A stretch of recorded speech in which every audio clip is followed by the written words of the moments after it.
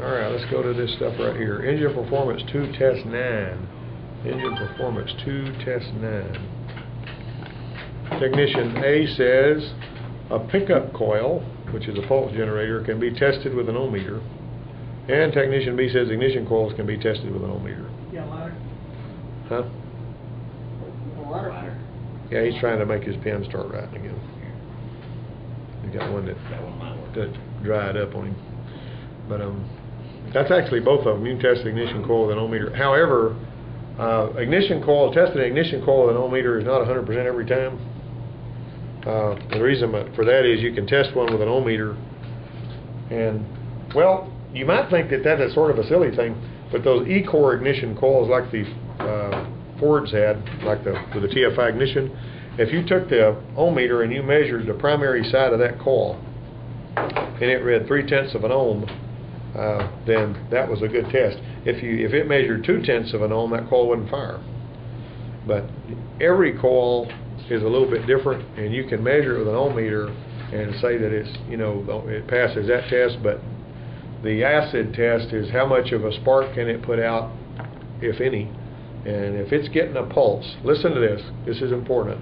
If you've got a coil and you take that test light, and you saw that little pulsing light I was showing you the other day, if it's pulsing but that coil's not firing, then you got a bad coil.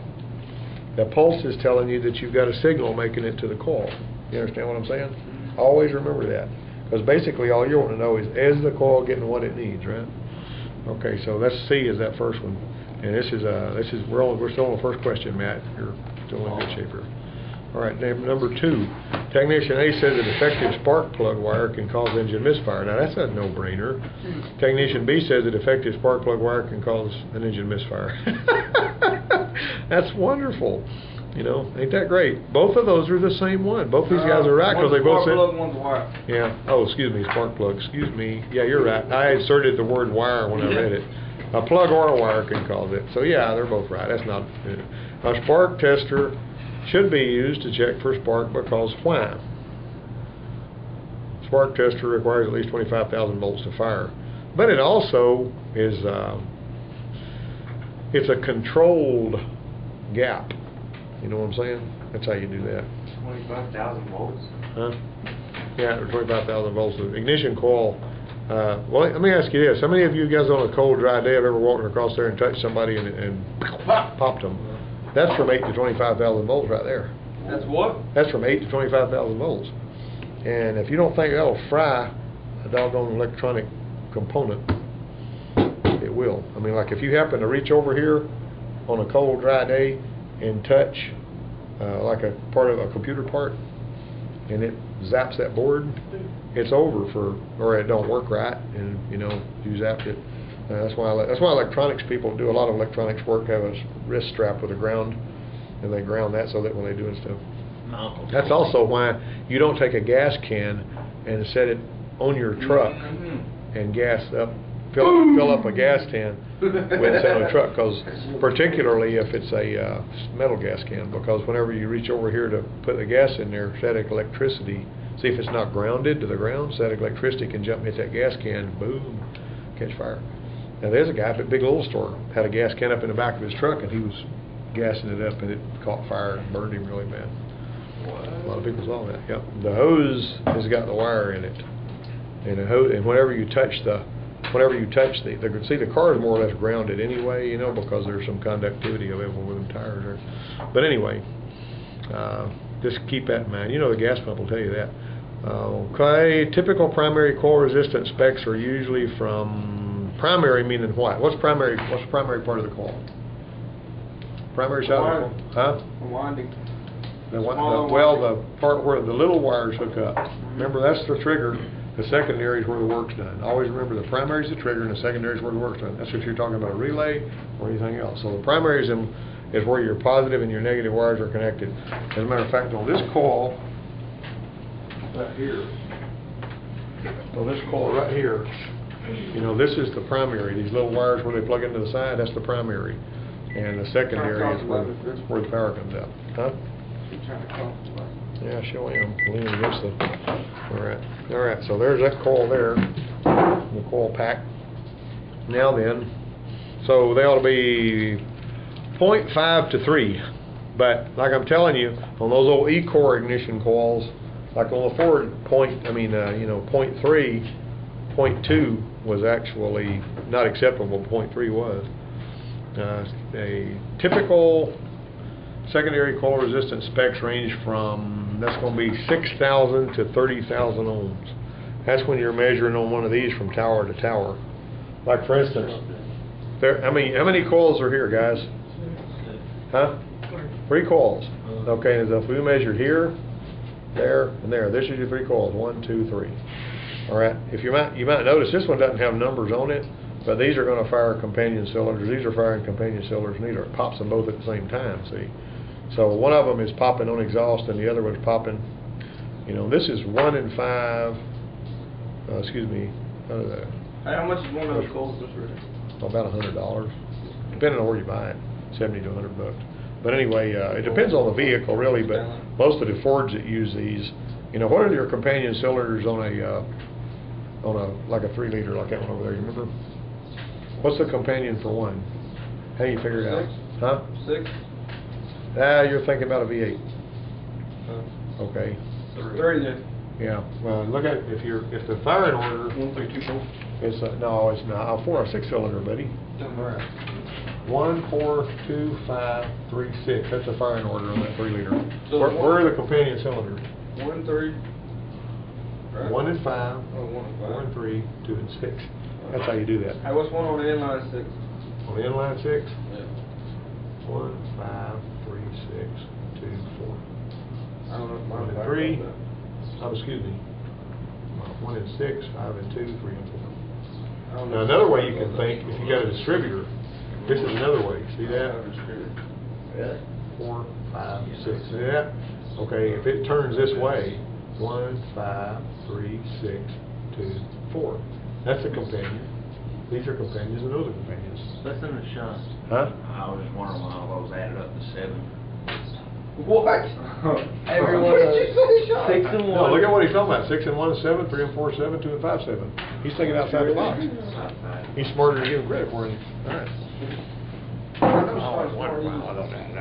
I'll tell you why. Do you know why? Can anybody tell me why those always add up to 7? No, 1. You ready to tell us? Because you have 6 cylinders, and if you're going to have a companion for 6, if it's 1, you're always going to have one more in your total than. You just made it up. See what I'm saying? No, think about it. If it's a 6-cylinder, think about number 6. Number 6 is going to have a companion. Each time you're going to be subtracting 1 and adding 1, so it's always going to be 7. Now on an 8-cylinder, it's going to add up to 9. On a 4-cylinder, it's going to add up to 5. What's it add up to on a 5-cylinder? There's 5 cylinders? Yeah. The Chevrolet Colorado and Canyon. And also Vortex. those Acura Vigors, and also Volkswagen Quantum. Those are 5-cylinder engines. Now, one of those cylinders is without a companion. Is an odd man out, right? All right. All right. Do research on that, and you were supposed to give us a report on something, weren't you? Oh, hell. Wait, what? Yeah. No, I couldn't find it in the book. Okay, that was a different report, I thought. No, that's right. That was Wes. That's Yeah, right. you He gave it to Wes. us the same day because he did a smartphone search. Coils being tested for current ramping, using current ramping. Now, what in Sam Hill's current ramping? Let's don't be dumb about current ramping. You know the little inductive lead that I hook up to the scope? Yep. With the inductive lead you hook up to the scope, you're basically going to look and see how this thing, it actually is going to show you a ramp. The current's going to increase until the electronics in there chop that current off. And so you're going to actually be looking at something like that. You can current ramp injectors, you can current ramp all kinds of stuff. Pretty cool to look, and it's a good way to troubleshoot stuff. As a matter of fact, on those aggravating power stroke injectors, there's a guy named Tim Hogan over there in Houston that he had used his Intero PDA, that scope like I've got, in a current ramp on the injectors, and he could tell you every single time which injector was bad by just doing a current ramp on all the injectors. Every single time without fail, and he even showed a picture of what a bad one looks like, what a good one looks like. It's pretty cool. I published it in an I article. think you skipped number 3. Huh? No, we didn't. No, that's B. Yeah, it's 25. That's B. All right. Okay, now we're going to go on down. Camshaft variation is displayed on a scan tool with engine distributor mounted CMP. Oh, I'm sorry. Start off flat. Start off flat and then slope up. It's supposed to start off flat and then slope up. And basically, the reason for that is, you know, you're actually gonna, whenever it's like when your points close, you're saturating the coil, but they don't want the coil to have more than a certain amount of current flowing through it on these new E-core coils. Now, on your old electronic ignitions like the Ford Duraspark, when you just turned on the key, the the primary side of that coil had a dead short to ground. That oil-filled coil could handle that. If you dead short to ground a E-core ignition coil, you're going to destroy it every single time. And if you have repeated failures of E-core ignition coils, you need to look for a short to ground on the primary side, and then it can be doing that. Okay, now then, so camshaft variation is displayed on a scan tool on an engine with distributor mounted cam position sensor. Should be plus or minus 2 degrees. Now, I tell you just briefly about your, I don't know what the Chevrolet, what people would say, and I've heard people talk about this before, they said had to have intake gaskets put on my Tahoe or whatever, and it was one of those that had the CSFI, you know, with the spider fuel injection under the manifold and all that. Those have got a cam position sensor in the distributor. And the cam position sensor, when you turn the distributor on one that's getting its primary ignition feed, you're changing the timing because you're changing, even on the old distributor ignition, you're changing the relationship between the points, you know, the angle relationship between the points and stuff. Alright, so on the one that's got a cam position sensor, all you're doing is changing rotor alignment. Yeah, but you got to do snap the throttle on all that bullshit. Well, basically, no, on those, what you've got to do, if you do it the right way, is when you put the distributor back in there, you need to put it back in there so that it's, you know, real close. And some of those are adjustable, some of them aren't. Now, I've actually had to cut some of them. Yeah, we have too. I mean, everybody's done that, that's tried to fix one. But the fact is, if you bring it up over 1,000, you got to bring it up over 1,000 RPM and hold it over 1,000, or you're not going to get an accurate reading. You go onto your scan tool. Well, the way that GM says to do it, if you look at their stuff, they're going to tell you, go to cam retard offset on your cam tool.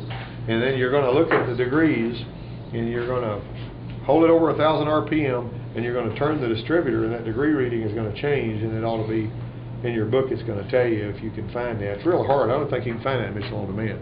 Plus or minus 2 degrees. Well, it's going to be, some of them, believe it or not, are like 16 degrees or something stupid like that. So they're not all exactly the same. I like to put it on 0. That's where I typically put them on most of them. But what are you doing there?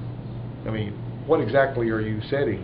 I don't know. Your rotor alignment. Okay, now let me explain that. If you've got your, and this is important. Now, before important, I won't be talking this. I'm just talking to hear myself talk. Whenever you got these, if you've got a distributor, and a lot of vehicles that are running around are still got distributors in them, and the reason I'm talking about that, this rotor is actually going to fire. See, the rotor sorts out the spark. See, the coil sends a spark in here, and this rotor's got to be pointing at the right place for it to fire the plug. All right, now the timing of that spark, that rotor could be over here when that spark fires, or it could be over here when that spark fires. You got it? Because the ignition timing is liable to change. When you're just driving down the road in a float, going like 50 miles an hour, just holding your speed, the ignition timing, the ignition is actually firing at like 50 degrees before top dead center. You understand what I'm saying? Stokes is over there so enamored with its speedometer. All right, so you're wanting that firing window. It's going to go from about 0 degrees to about 50 degrees. You understand what I'm saying? That's right. If you've got this firing window where it's centered on the post that it's supposed to be firing on, that's great. But what if you've got it adjusted wrong so the firing window is such that at 50 degrees it's closer to the other one than it is the one it's supposed to be? And that's going to cause it to buck and hunt and surge going down the road, and it's going to affect the gas mileage and other things.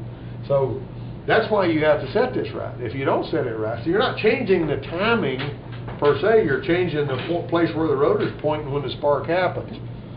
See? I get you. We all this advanced engine performance for a reason. You know what I'm saying? And like I said, I ain't just talking to hear myself talk. This was going on in 1980 on the old Lincolns that had a crank sensor. They didn't even have a cam sensor, but there was a way you had to set that rotor alignment so it would work right. if you don't set that rotor alignment right, it's going to buck and jump, and you can idle rough and all kinds of crazy stuff. Most of the time, though, you'll notice that at a 50-mile-an-hour float going down the road, you'll have a bumping surging thing. Always check So that. basically, I'm sorry. Well, you keep going. Basically, Lincoln is Ford's test dog, right? Well, they typically would come out with stuff before they put it on Fords, but Lincoln at the time didn't have any pickups, you know. But the town car came out. They actually had the distributor, a crazy-looking distributor that was really weird looking because of the way that the rotor was fixed, and it was, you know how most of they'd have these 4 spark plug wires. I mean, they would have them going to this bank and these going to that bank just because they liked the way it looked.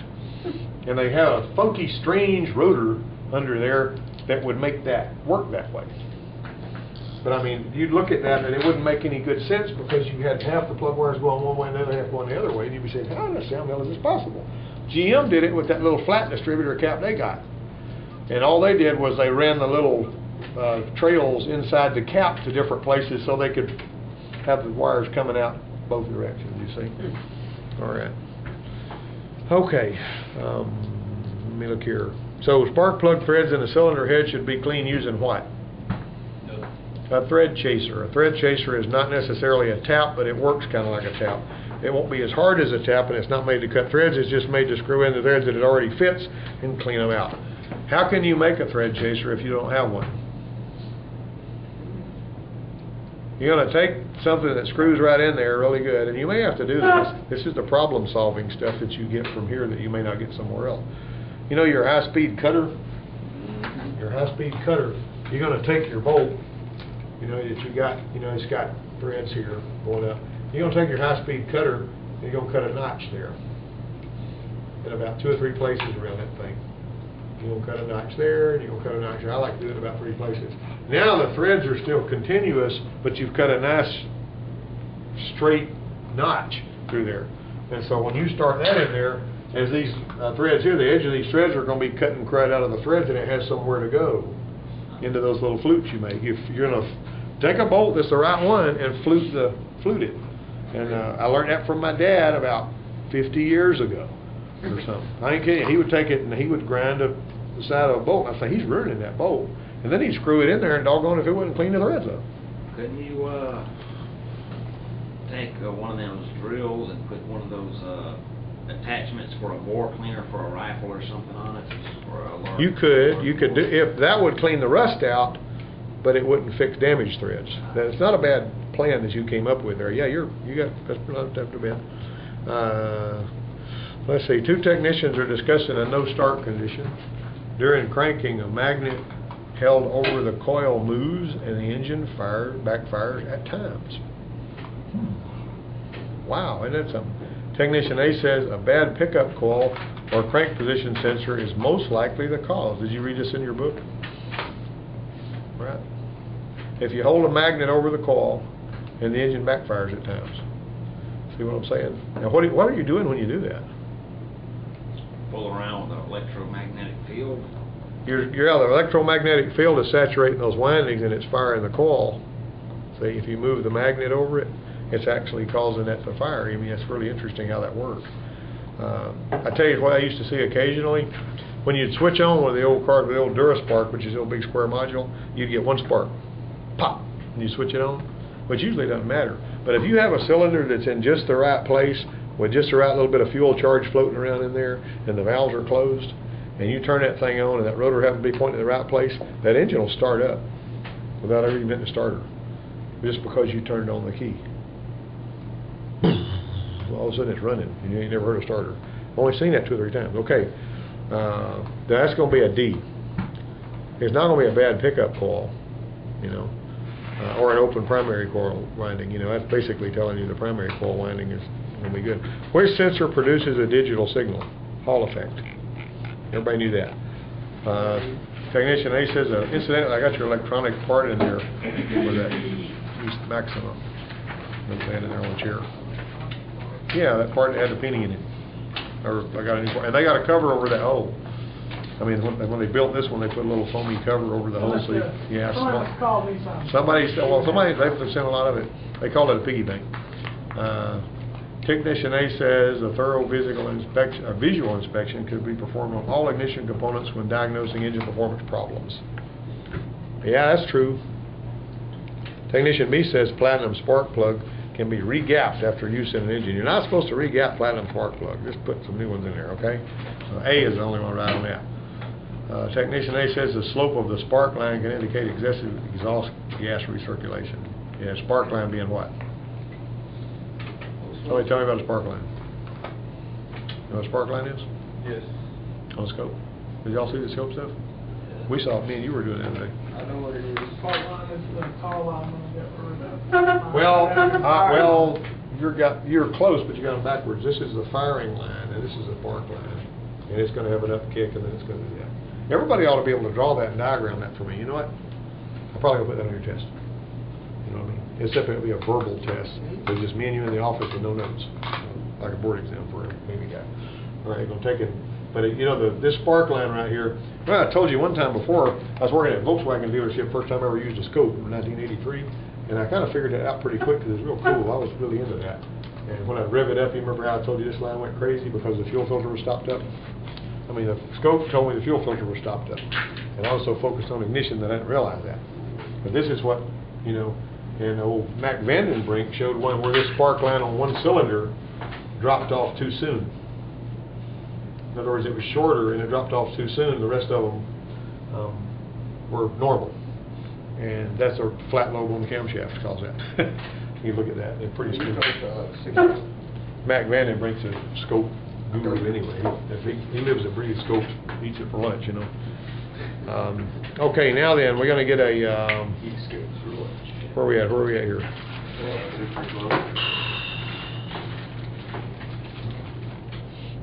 Okay, now Technician A says the slope of spark line can indicate excessive VGR. Technician B says the secondary ignition scope pattern includes a firing line, which is that tall one. The tall line is the tower is a firing line. The spark line is the table. Think about that. You got intermediate oscillations, and you got transistor on and transistor off points. Now, the transistor on and off points are going to be leading up to the spark. Okay, that's on the other part. And every one of those are going to look a little different. The most interesting one that I ever used to see was the one where I would scope test the the Jeep Cherokees that had the 87 to 90 Bendix fuel injection system. One of these components sends a, well, that's going to be a B, by the way, the next one. B is right. Technician B says the secondary ignition scope pattern includes the firing line, spark line, intermediate oscillations, blah, blah. He's the only one that's right there. Which of these components sends a pulse signal to an electronic ignition module? Somebody talk to me. Which one of them sends a pulse signal to the electronic ignition module? Pickup coil. Technician A says indexing the distributor, and pickup coil is right on that one. I say the indexing the distributor is the same as setting ignition timing. Indexing the distributor is the same as setting ignition timing. Is it? Yeah. Not really. What I was just telling you a while ago, you're not setting the timing every time you move the distributor on the vehicle. On some of them you are, some of them you're not. But like the old CSFI, like from, when did that come out, 96 or something?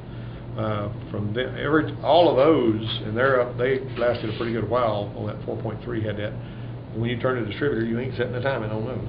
So get away from that. You can messing something up if you don't know how to set it right. Okay, let's see. Technician B says that a distributor that's not phased correctly can cause a misfire and a rough idle. That's what I was talking about earlier. Technician B is right. DTC diagnostic trouble code P0301, which is a misfire on cylinder number 1, on a waste spark system could be caused by any of these except what? Defective plug connector, open plug wire on cylinder 1, defective pickup coil, open spark plug wire on cylinder number 4, actually defective pickup coil. Now, I'm going to tell you a little something just briefly here. The body shop years ago had this, when Tempo was a little 4-cylinder, had a distributor mounted on the front side of the motor as a sideways engine, cast iron cylinder head, real solid little built motor. But they had, you remember how I showed you on this little distributor here, how they had this little shaft here? It's got this, what we call signature pip on it. One of these windows is wider than the other one. On those Fords, that's how they identified which cylinder was where. See, They got a wide, that window's wider than all these others, and that vane is narrower by default. But we had the body shop, and this is part of this same deal. Put a distributor in a tempo because the car got hit in the front and broke the distributor. So they got a distributor from the remanufacturer that redoes the Ford distributors, and that 92 they started putting a cam sensor on the tempo because they sequentially fired the fuel injectors, and that's what the cam sensor was for. But they did away with the signature PIP, so they had a cam sensor instead of the signature PIP. What that meant was on that tempo, all 4 of these windows were the same size. They didn't have a narrower vane and wide, but they put one in there that had the signature PIP. Okay, get your head up, Zach. Don't put your head down. This is, you can't do that in the beer joint. You can't do it in here. All right, now right here, we got a situation where whenever this thing is spinning on that tempo, it would idle just fine, but when you'd crack the throttle, it would start dropping cylinder number 3. It would drop it. It'd skip on 3. I put the scope on it, we'd lose cylinder number 3 when we cracked it above throttle because of the signature PIP. When it started advanced ignition timing, that would cause it to skip. And I can't really draw you a diagram, but that's what the problem was with it. And all I had to do was take those two, on that one, I could take these 2 screws out, pull that cup, put the one on there off the old distributor, problem solved. But that was a strange thing, after a while. Come up with that, I'll put it back in there so I don't lose it there. That's a pretty important little board I got there. All right, now then. But a defective pickup coil is something that is technically not going to cause that. A no start, I mean, I could build a case for it causing it on some of them. If it depends on how the pickup coil is made, but I'm not going to go there. No start condition on an engine equipped with a waste spark. What's waste spark, guys? I don't want to be throwing these words at you. That's the squiggle line, dude. Huh? That's the squiggle line after it goes down. Waste spark is this kind. One side's firing in the exhaust, one side's firing intake. The waste spark is the intake. I mean, it's the exhaust system.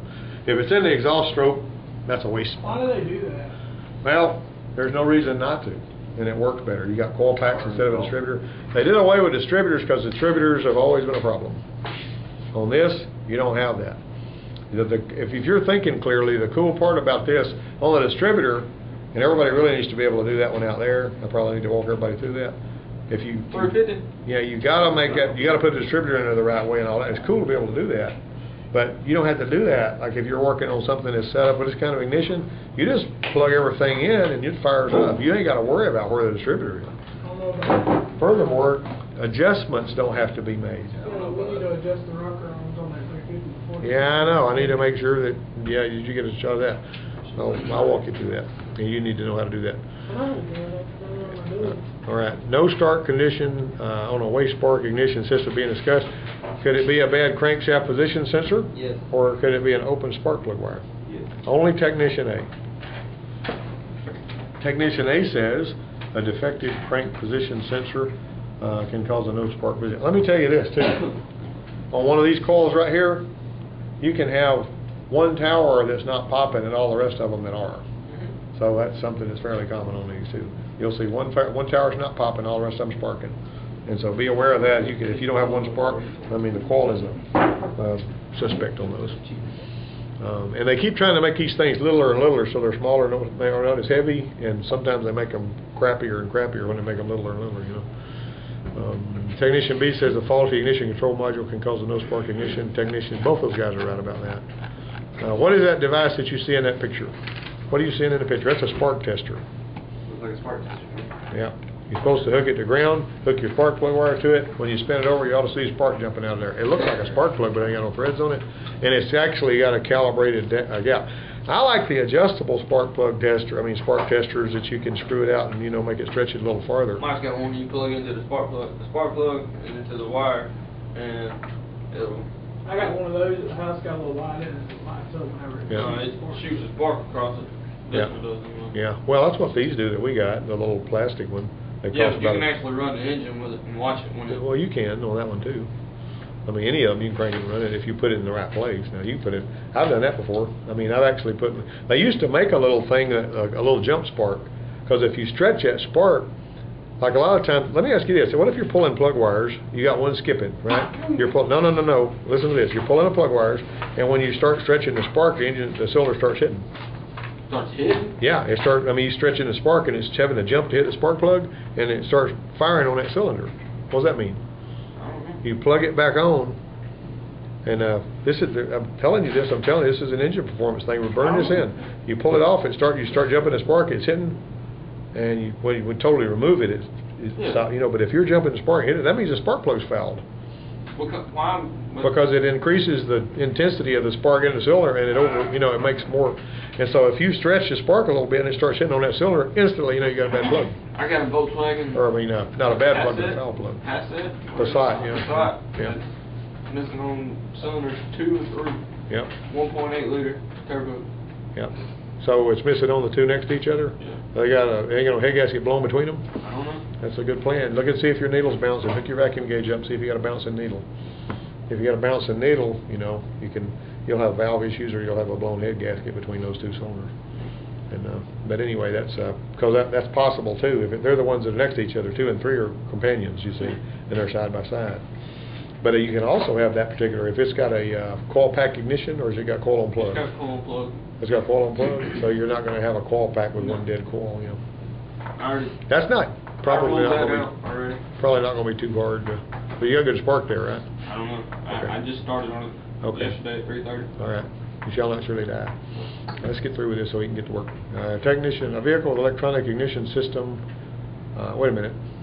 When diagnosing electronic distributor system, a 12-volt test light. This is question 19. Connected from the negative primary fault terminal to ground flutters while cranking the engine. That's what I was talking about. It's basically giving you a pulse.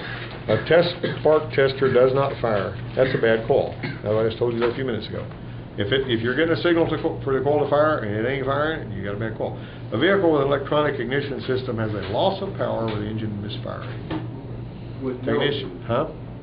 Technician A says the ignition timing may be late. Now everybody know that. Listen, if your ignition time is late, the car is going to run terrible. Mm-hmm. Now back in the 70s, what GM did was they were trying to combat labor knock, and so they would hook manifold vacuum up to the vacuum advance on the distributor. And what did that do? Whenever you get into the gas, what does manifold vacuum do? It drops, right? So they would let it drop, and it would retard the timing a little, and it would keep it from pinging, because they just went to unleaded gas. They were worried about pinging and all that. And so what I would do is take and I would find ported vacuum. You know what ported vacuum is? Ported vacuum only has vacuum when you're gassing it. I put the vacuum, or I put my finger over it, and I'd rev it up, and if I would feel vacuum when I would crack off throttle, but I didn't when I would let off, I would hook that one up. And boy, when you hook ported vacuum up to that vacuum advance, it would spin a tire. I mean, it was so much more power. And I don't know how many times, I mean, I don't think, emission laws weren't that bad. You can't do something like that nowadays without getting in trouble, But in those days, on the old car somebody's working on, I would repipe that so that the vacuum advance would be advancing the timing when you crack the throttle. And they would say, this car hasn't run that good since it came off the showroom floor. He said, wow, that's incredible. Me and JT, last night, we took all of the emissions off his truck, put it back together. I knew it had a bent rod in it. It's bent. The top of the piston won't come up, but that far from it, it's got a bent rod in it. Yep. Put the head back on it last night, crunk it up, drove it down the road. That thing running like, I don't know, it feels like it's 10 times faster than it was. Yeah. We was just going to blow it up because, it had a bent rod in it. Yeah. That thing started going click, click, click, click, click, click, click, click. We hit it again, boom, outside the blocking. I mean, it was ridiculous. That sounds like a JT escapade. He does stuff like that too. But him and David Buck. All right. Y'all weren't doing the David Buck thing last night. No, we weren't shooting straight off. All right, now. Let's see. That was a bad Ranger. Loss of power with no misfiring. That's late ignition timing. Okay, got it? Late ignition timing is loss of power. If you got your timing too fast, let me ask you this. What if your timing is advanced too much? What does that do? You need to know this. Come into school, you need to know this. If you advance the timing too much, it's going to be hard to start when you try to start it. Won't. Kicking back. Or a labor knock. It can, though, in some cases, if it's just a little bit too fast, it can make it surge going down the road. And I've seen that before too. A distributor ignition system has a Hall effect type pickup trigger. Oh, that was B, by the way, that one there. Exhaust is restricted. Now listen to this. Late ignition timing can cause it, electronic ignition. Late ignition timing, what they're trying to act like is you can't adjust the ignition timing. Now, that is very foggy. Remember what I told you about on the Escort having the little trigger wheel moving? That can change the ignition timing. What their premise is there that you can't adjust the ignition timing, but I would not discount late ignition timing until I made sure. A distributor ignition system uses the Hall effect type trigger.